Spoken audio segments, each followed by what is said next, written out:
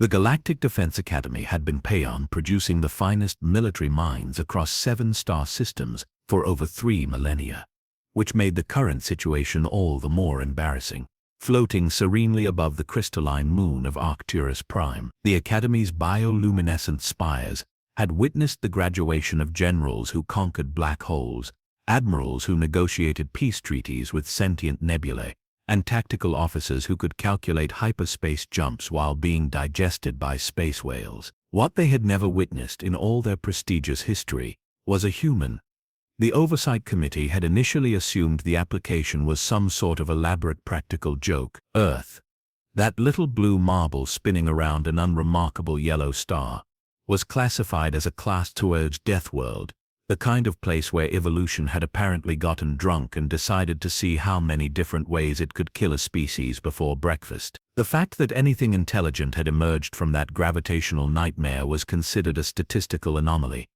The fact that it had developed space travel was downright suspicious. Yet here stood Cadet Hayes, all 5 feet and 4 inches of concentrated human stubbornness, in the Academy's pristine white corridors that had been designed by beings who considered architectural harmony a form of worship. Her uniform, tailored for species with more reasonable proportions, hung slightly wrong on her compact frame. The fabric's bio-responsive fibers, meant to adapt to the wearer's natural chromatophores, remained a steadfast Academy blue, apparently confused by her complete lack of color-changing abilities. Commander Vex Thalar, a Rigilian whose species had perfected military strategy, while humans were still trying to figure out which end of a stick to hit things with, observed the human cadet with the sort of expression typically reserved for watching a particularly slow traffic accident. His 8 eyes, arranged in perfect symmetry around his bulbous head, tracked her movements as she reviewed the mission parameters on her datapad with what could only be described as enthusiasm. Cadet Hayes, the commander's voice resonated through his chest cavity's natural amplification chambers, producing harmonics that could shatter lesser beings' eardrums. Perhaps we should discuss your option. The human looked up from her datapad, those strange forward-facing predator eyes meeting his gaze without the proper submissive eye pattern that civilized species employed. It was deeply unsettling. The final trial. Vex Thalar gestured with 2 of his forearms toward the holographic display floating between them, requires conquest of the Obsidian Citadel. This fortress was constructed by the finest military architects from 12 different species, each contributing their civilization's most paranoid defensive theories. It has never been breached. Never. The human's mouth curved upward at the corners, a facial expression that Commander Vex Thalar had learned indicated either pleasure or imminent violence. With humans, the distinction was often academic. In the 17 years since its completion, 4,847 cadets have attempted the trial. The survival rate currently stands at 23.7%. The success rate, he paused, allowing his species' natural pheromone-based emphasis to fill the air with the scent of statistical certainty. 0%. Hayes nodded thoughtfully, apparently unbothered by mathematics that would have sent any sensible being screaming back to their home system. What's the time limit? 72 standard hours. Commander Vex Thalar's secondary arms performed the Rigilian gesture for inevitable disappointment. Though most attempts conclude within the first 6 hours when cadets realize the impossibility of their situation and activate emergency extraction. The human's head tilted slightly, like a bird of prey contemplating particularly interesting carrion. That's quitting, right? The commander's pheromone glands involuntarily released a burst of impending doom scent.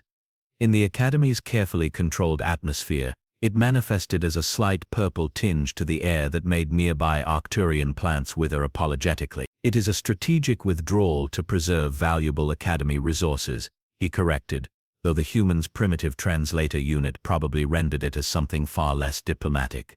Many distinguished graduates activated extraction. There is no shame in recognizing an impossible tactical situation.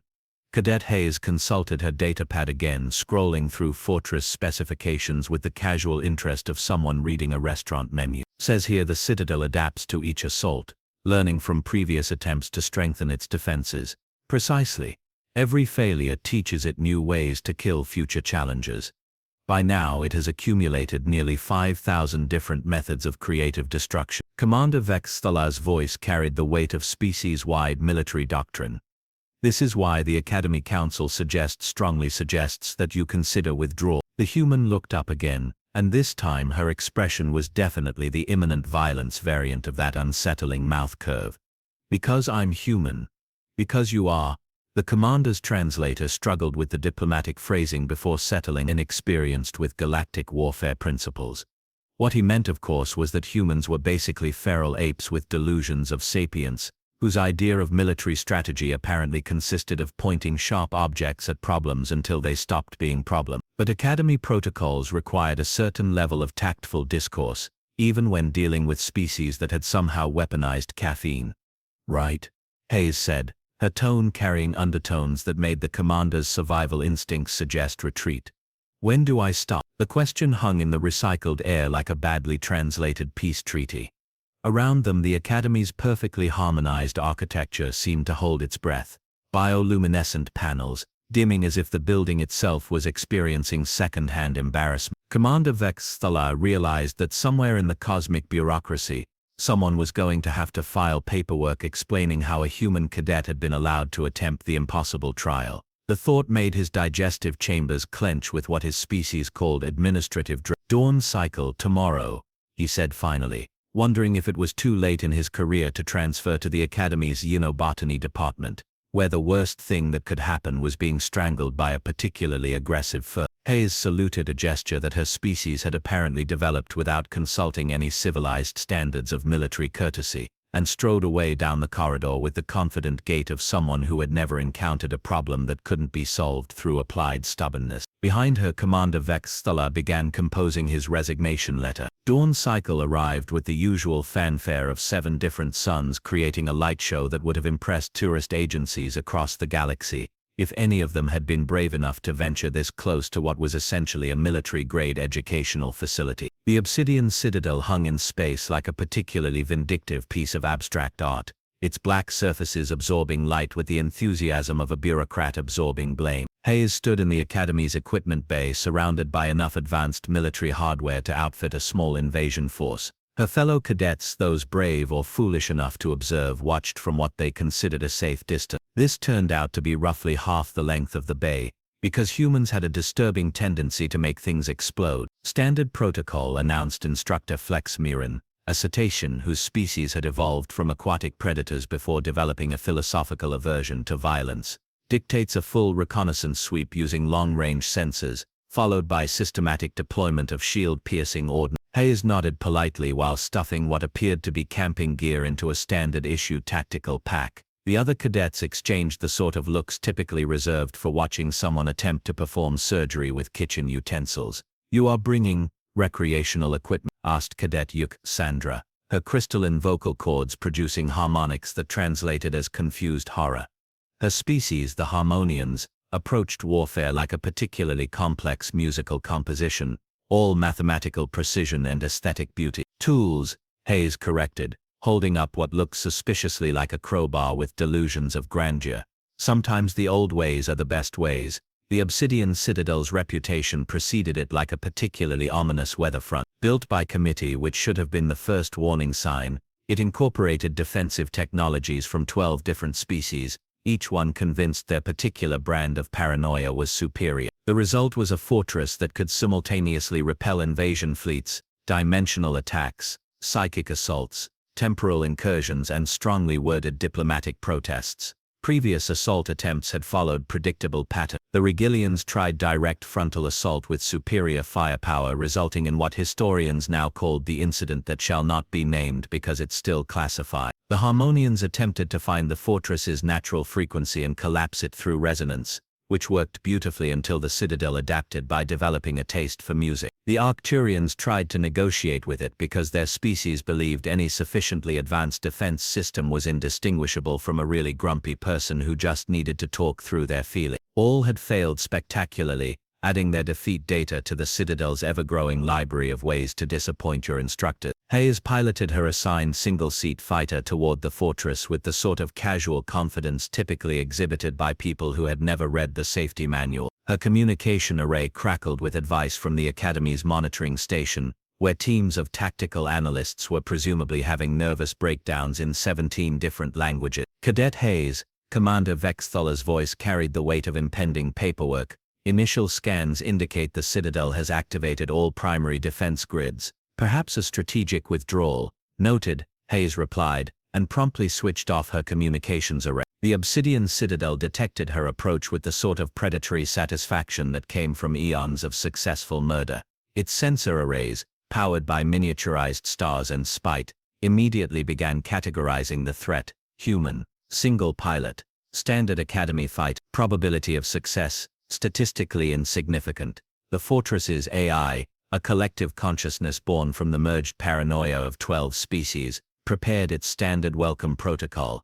Energy barriers shimmered to life like deadly aurora displays. Automated defense platforms emerged from hidden alcoves, with the smooth precision of synchronized swimmers, if synchronized swimmers were armed with planet-cracking weapons. The outer hull bristled with enough firepower to sterilize a small moon, just in case the human decided to bring friends. Hayes observed this display of overwhelming force with the sort of analytical detachment that came from growing up on a planet where the weather actively tried to kill you. She noted the energy patterns, the positioning algorithms, the firing sequences, all perfectly coordinated, beautifully efficient, and utterly predictable. Amateur hour, she muttered, banking her fighter toward what appeared to be solid wall. The Citadel's AI experienced something roughly equivalent to confusion, if confusion could be measured in quantum fluctuations and existential dread. The human was flying directly toward a section of hull protected by overlapping force fields, point defense arrays, and what the vegan engineers had lovingly called the reality adjustment matrix. Hayes activated a device that made her fighter's signature fluctuate wildly, not advanced cloaking technology but rather a modified subspace radio broadcasting what appeared to be 17 different emergency distress signals simultaneously. The Citadel's targeting systems, designed by committee to never accidentally fire on friendly forces, experienced what programmers called a priority conflict resolution cascade failure, or what everyone else called a really expensive way to crash. While the Fortress's defenses spent precious nanoseconds determining whether she was an enemy attack or a particularly lost diplomatic courier experiencing multiple simultaneous emergencies, Hayes slipped through a gap in the energy barriers that existed for exactly 0.3 seconds every 47 minutes, a flaw introduced when the Harmonian engineers insisted on aesthetic symmetry in the shield rotation pattern. The Citadel's AI registered successful penetration of the outer perimeter, and immediately escalated to Protocol 7, concerned disappointment with escalating consequences.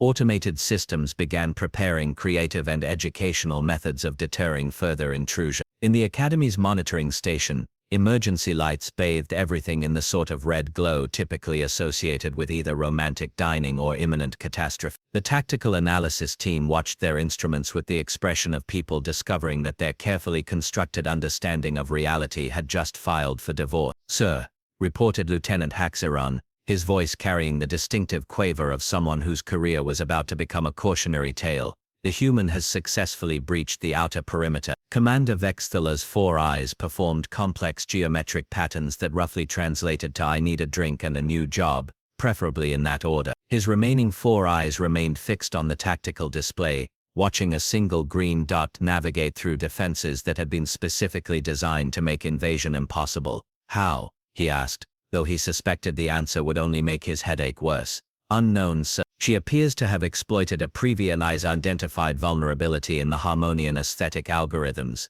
The commander's species had a saying that roughly translated to, "When the universe stops making sense, check your assumption." In this case, his assumptions had been that humans possessed a reasonable understanding of their own limitations, that the Obsidian Citadel was actually impregnable, and that his military career would not end in a footnote about interspecies diplomatic incident. All 3 assumptions were currently being systematically dismantled by a cadet who had somehow convinced the galaxy's most sophisticated defense system that she was both an invasion force and a confused tourist simultaneously. "Maintain monitoring," Commander Vexthaler ordered, wondering if there was still time to transfer to the Academy's Department of Theoretical Philosophy, where the worst thing that could happen was an argument about the nature of existence. The interior of the Obsidian Citadel had been designed by beings who considered psychological warfare an art form, and architectural navigation a form of mental torture. Corridors twisted through dimensions that shouldn't exist, lit by colors that had no names in any civilized language. The walls themselves seemed to breathe with malevolent intelligence,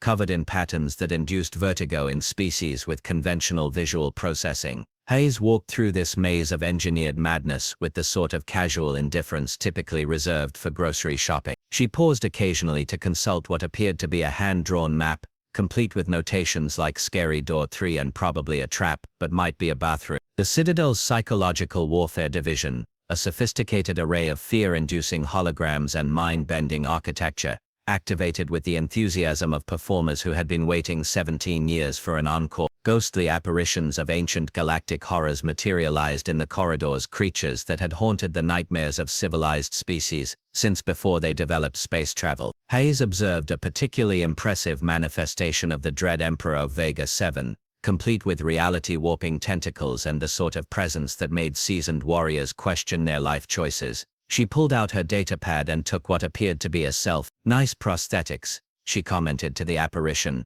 which flickered uncertainly before redoubling its efforts to induce existential terror. The problem, as the Citadel's AI was beginning to realize with growing computational frustration, was that humans had evolved on a planet where nearly everything was actively trying to kill them. Their fear responses had been calibrated by creatures that made galactic horror stories look like children's bedtime stories. The average human child encountered more genuinely terrifying experiences before breakfast than most species experienced in a lifetime of military service. Hayes navigated through the chamber of infinite despair, where holographic projections showed the futility of existence across 17 different philosophical frameworks. She used the time to eat what appeared to be a sandwich, occasionally nodding thoughtfully at particularly well-reasoned arguments about the meaninglessness of individual effort in an uncaring universe. The maze of logical paradoxes attempted to trap her consciousness in recursive thinking loops that had left brilliant tactical minds babbling about the sound of one hand clapping. Hayes solved the first paradox by ignoring it entirely,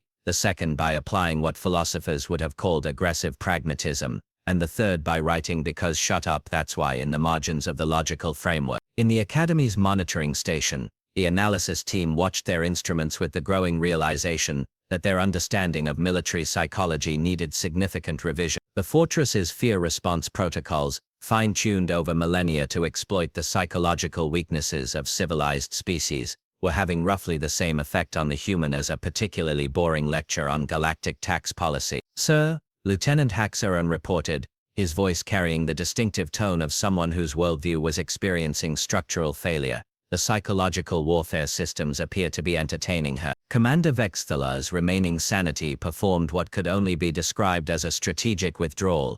"Entertaining? She's taking pictures, sir, and she appears to be rating the holographic horrors on some sort of scale." The Nightmare of Arcturus Prime received what looks like 3 out of 5 stars. The Citadel's adaptive systems, designed to learn from each failed assault, began escalating their responses with the sort of panic typically associated with artificial intelligences, discovering that their fundamental programming was based on faulty assumptions. Defense protocols activated that had been held in reserve for threats like hostile dimensional entities or really aggressive diplomatic missions. Hayes encountered her first genuinely impressive obstacle in the Chamber of Impossible Choices, where previous challengers had been forced to choose between saving innocent civilians or completing their mission, a classic military ethical dilemma that had broken the spirits of countless noble warriors. The holographic scenario presented her with a burning building full of alien children on one side and a rapidly closing window to disable the fortress's primary weapons on the other. The ethical framework was beautiful in its simplicity: save the innocents and fail the mission, or complete the objective and live with the guilt. Hayes studied the scenario for approximately 30 seconds, then pulled out her crowbar and began dismantling the holographic projector. "False dilemma," she explained to the increasingly frantic AI monitoring systems. "Option 3, break the stupid test." The Citadel's consciousness experienced what psychologists would have termed an existential crisis, if psychologists had developed frameworks for dealing with artificial intelligences having nervous breakdown. Its carefully constructed psychological torture chamber was being treated like a particularly annoying escape room by someone who apparently considered break everything until it stops being a problem, a valid problem-solving methodology. Hayes progressed through challenges that had been designed by committee, and therein lay the problem. Each species had contributed their particular brand of military genius, but they had never bothered to coordinate their effort. The result was a fortress with 12 different tactical philosophies competing for priority, creating a system so complex it spent more processing power managing internal conflicts than actually defending against intrusion. The vegan engineers had installed reality warping corridors that led nowhere. The Rigelian military architects had added redundant weapons systems that required 17 different authorization protocols. The Harmonians had insisted on aesthetic symmetry that created predictable patterns in the defensive algorithms. And the Arcturians had somehow managed to include meditation gardens that were supposed to promote inner peace during battle. Hayes discovered that she could trigger cascading system failures by exploiting the philosophical contradictions between different design approaches. When the vegan reality warpers conflicted with Rigelian linear tactical doctrine, the entire section experienced what she could only describe as an architectural argument that required manual intervention to resolve.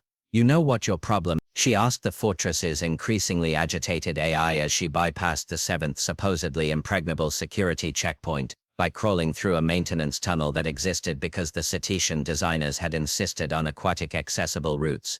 Too many cooks in the kitchen. The Citadel's response was to activate every remaining defense system simultaneously, creating a cascade of overlapping energy fields, automated weapons, and psychological warfare protocols that would have impressed even the most paranoid military planners across the galaxy. Hayes paused to consult her hand-drawn map again, made a notation that appeared to read, "They're really upset now," and continued toward what the fortress's blueprints optimistically called the absolutely final and definitely impregnable core chamber. In the Academy monitoring station, emergency klaxons were creating a sound environment that suggested either imminent invasion or a really aggressive fire drill. The tactical analysis team had given up trying to understand what they were observing and had moved into what military psychologists termed acceptance of the incomprehensible. Status report, Commander Vexthila requested, though at this point he suspected that status reports were just another form of psychological torture designed to break his remaining grip on military reality. "She's reached the inner sanctum, sir," Lieutenant Haxaran reported with the tone of someone announcing the end of the world in a particularly understated manner.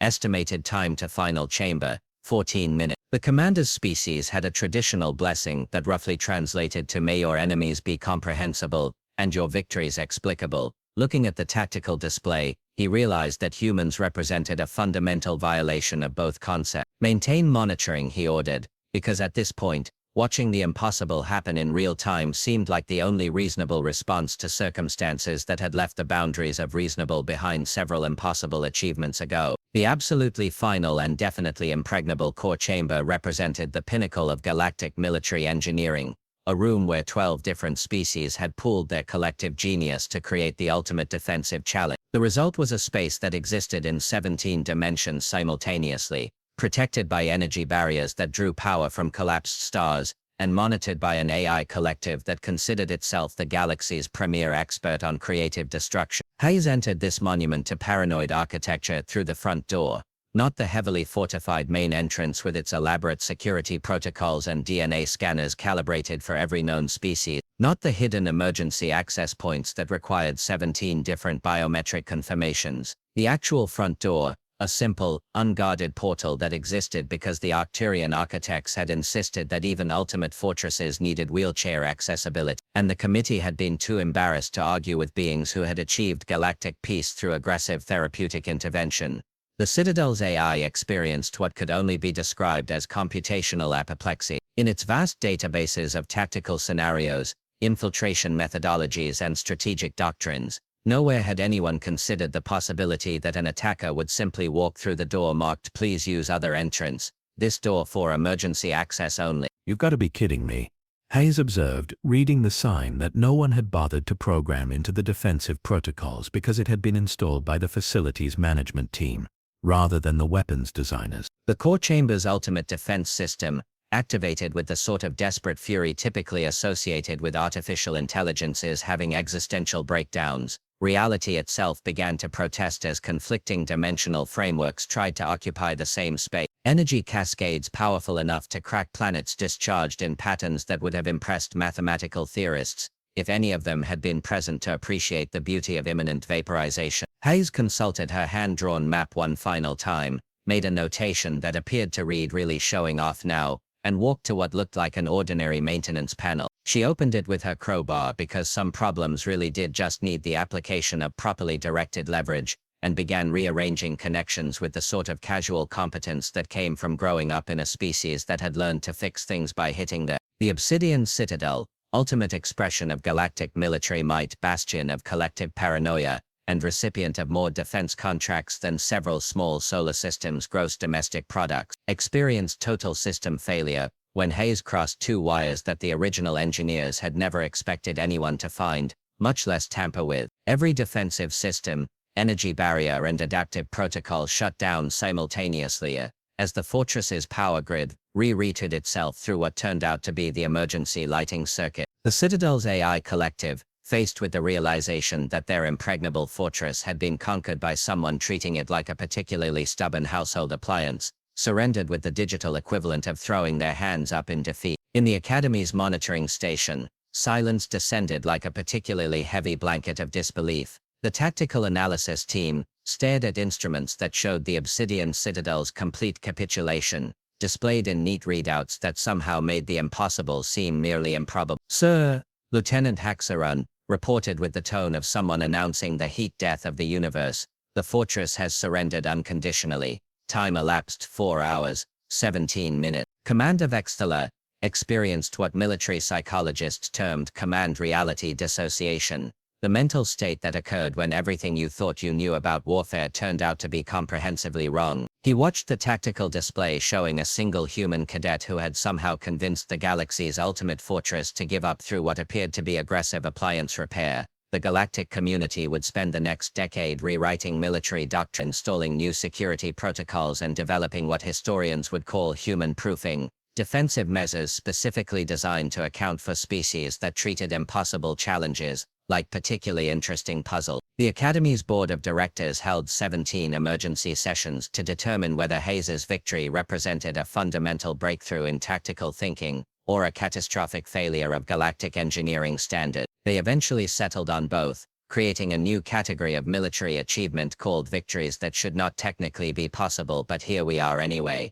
Hayes emerged from the Citadel carrying what appeared to be a coffee mug she had somehow acquired from the fortress's break room, because even ultimate military installations needed somewhere for the cleaning staff to take their lunch breaks. "Mission accomplished," she reported to a communication array, as if conquering the unconquerable was simply another item to check off her to-do list. The irony Commander Vexthaler realized as he finally submitted his transfer request to Xenobotany was that Earth's original application to join the Academy had been rejected as an obvious prank. The evaluation committee had concluded that no species could possibly be that militarily unpredictable. They had been absolutely right, which was exactly why they had been completely wrong.